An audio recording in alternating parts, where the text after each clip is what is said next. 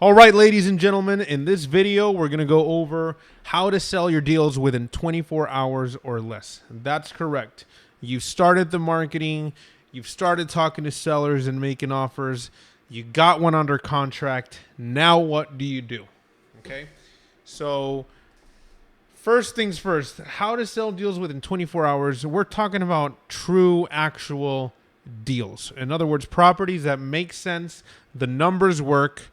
It is a true wholesale deal where you can make money. It's under market, and those deals, the title holds it true. You can sell them within 24 hours or less. The longer it really takes you, it's either you need to work on your buyer's list or it's not really that good of a deal, which can be sold anyway. We've sold a ton of properties that were very tight in the margins. But to really get it sold fast and quickly within 24 hours, it must be a decent deal. Okay, so the first things we're going to go over is you get the contract in. By now, you should probably, if you're on the phone talking to sellers, you should already know the ARV. And if you're not on the phone and talking to sellers, this is your time to analyze the deal. So you're going to determine the ARV, which is you're going to run the comps and you're going to get some values for the property. What other rehabbed properties have come into play and are available or have sold, and you're going to compare it. So again, how to get the ARV, we talked about that in another video. These are the steps of how to sell it quickly. So you're going to determine the ARV, and when you get that, you're going to market it. It just depends. I mean, if it's a really good deal, you can just state the ARV as it is.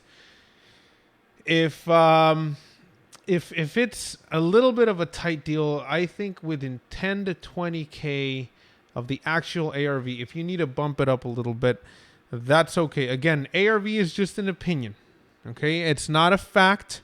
Not everybody has a factual proven ARV unless you're an appraiser and it's considered as an actual valuation.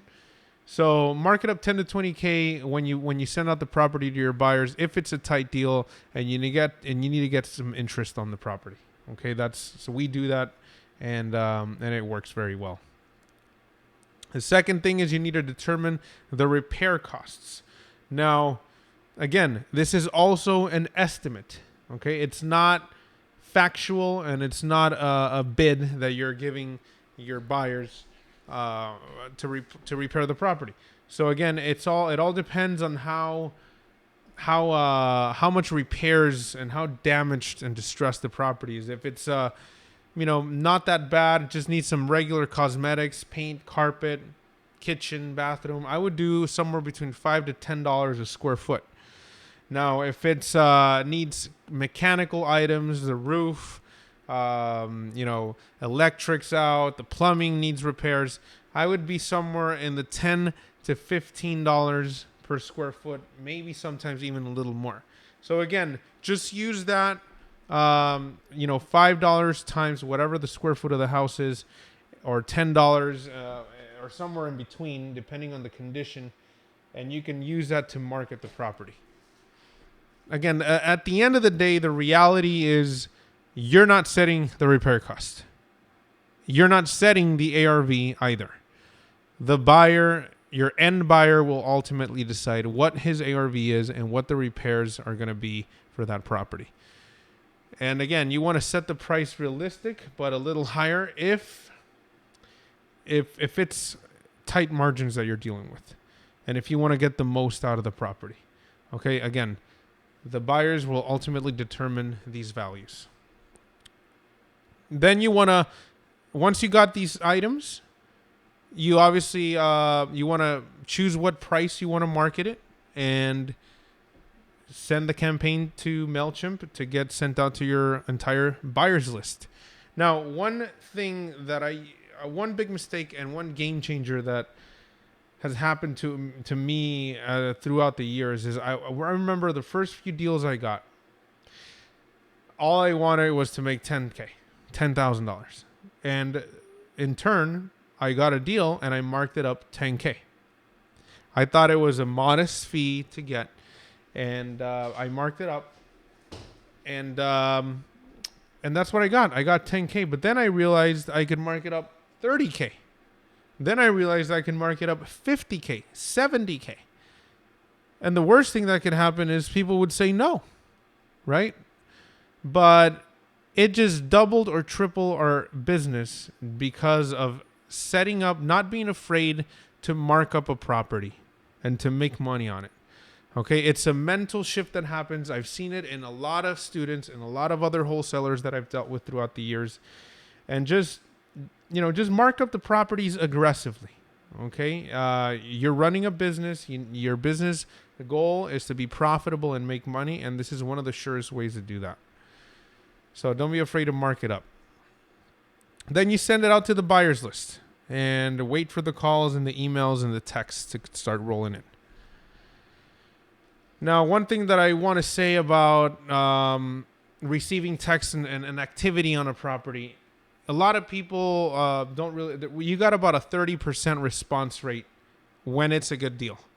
Okay. Not everybody responds, and, just be understanding of that.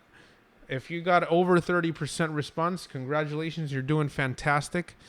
And if you don't, it's either not that good of a deal. Maybe it's a good deal, but it's just not in a great area. Or maybe your buyer's list is just not that responsive, and you'll probably need to start calling some people. Okay. So that's what I do. If I'm not getting a response, I start calling some of the people that I already know or people that have been coming in new to the buyer's list, and I tell them, hey, I got a property, and you send them the details.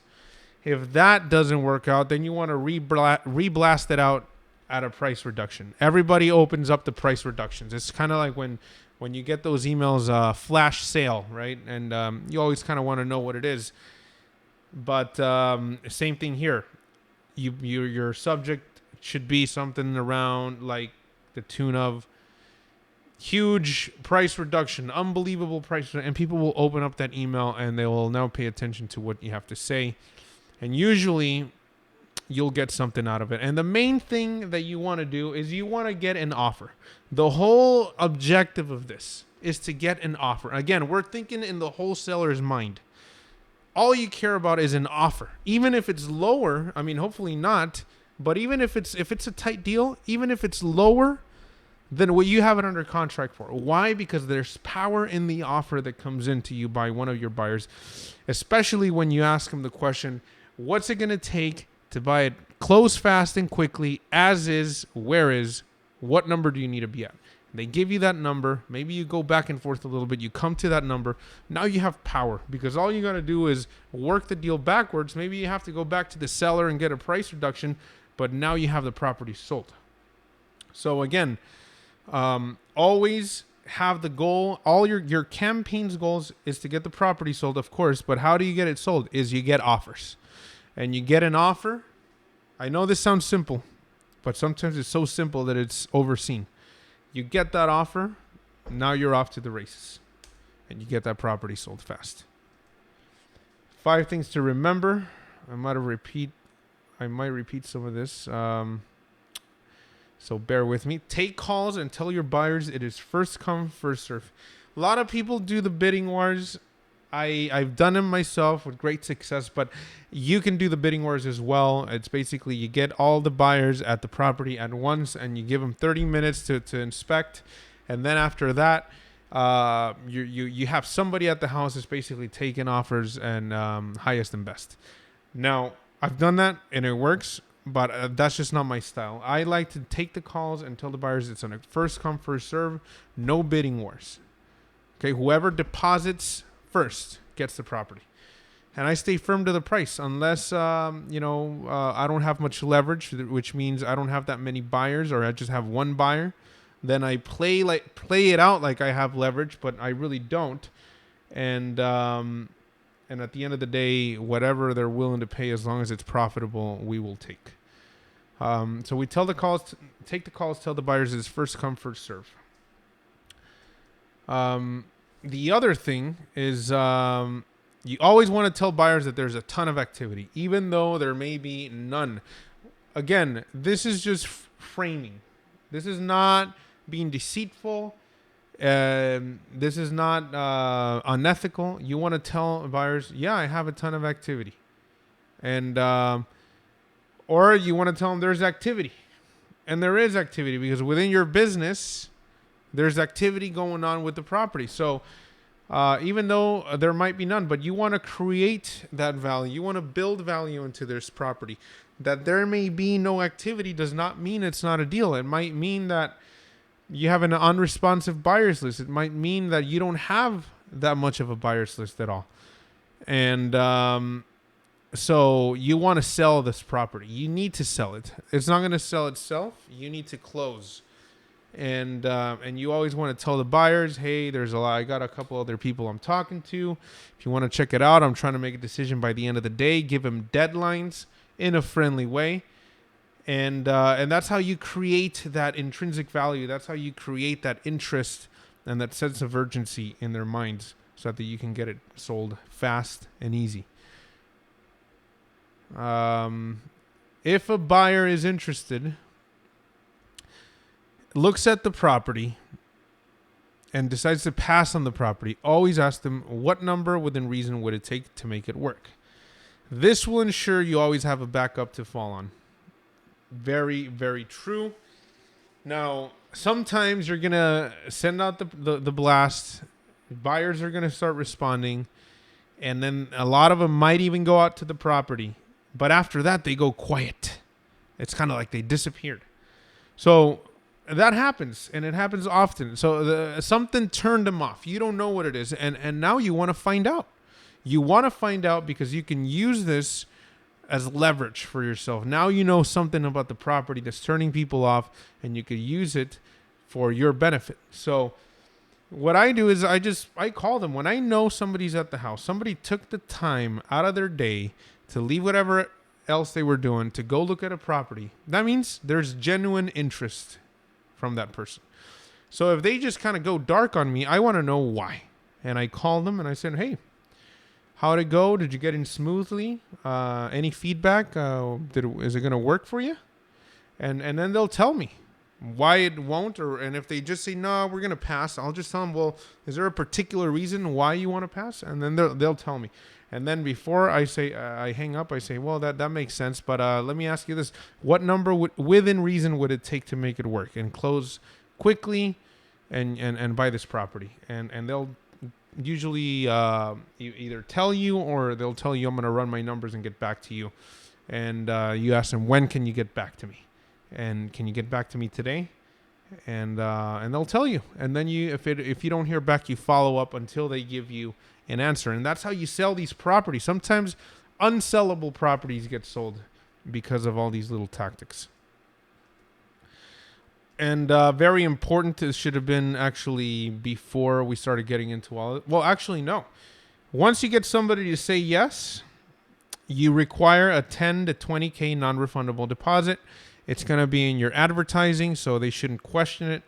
And if they are investors that have been in the real estate investing and purchasing houses from wholesalers world, they should know this. This is just the way things are. When you buy from a wholesaler, you're usually going to put a non-refundable deposit in. And this is a great way because it seals the deal. And it helps you sift the tire kickers from the real investors. And a real investor is going to not have a problem with it and is going to perform. Sometimes you'll get buyers that say, yeah, I'll take the property, send me a contract and all that. And they even sign the contract, but it doesn't mean anything. I mean, it does, but it doesn't. You need a $10,000 to $20,000 non-refundable deposit. That means they're in it. That means they're committed to buy the property and they're not playing games. So this is what you want to do always upfront. Ask for a 10 to 20K to be deposited into escrow. And now you're off to the races. That basically guarantees that your deal is going to close from that end, unless there's like a title problem or something like that. And then again, just to re-emphasize this part of it, You have nothing until you have a signed agreement and a hard deposit, non-refundable deposit in escrow. It's easy to get excited. Somebody says yes, you're making $50K on it, and you have a signed contract, but they don't have a deposit in. Guess what? They're probably still driving around the property. If it's vacant, they're going in, they're taking measurements, really trying to still make up their mind. And you have nothing. And it's more times than not, they'll come back and they'll want to give you a price reduction, or just pass on the property for good. So remember, set a timeline to have the deposit in escrow, put it in the contract. That way, if they're playing games, you can get out of the contract and you're not legally binded. So that's it for how to sell your deals within 24 hours. And on the next video, I'll talk to you about how to make sure that your deals in escrow close quickly and smoothly.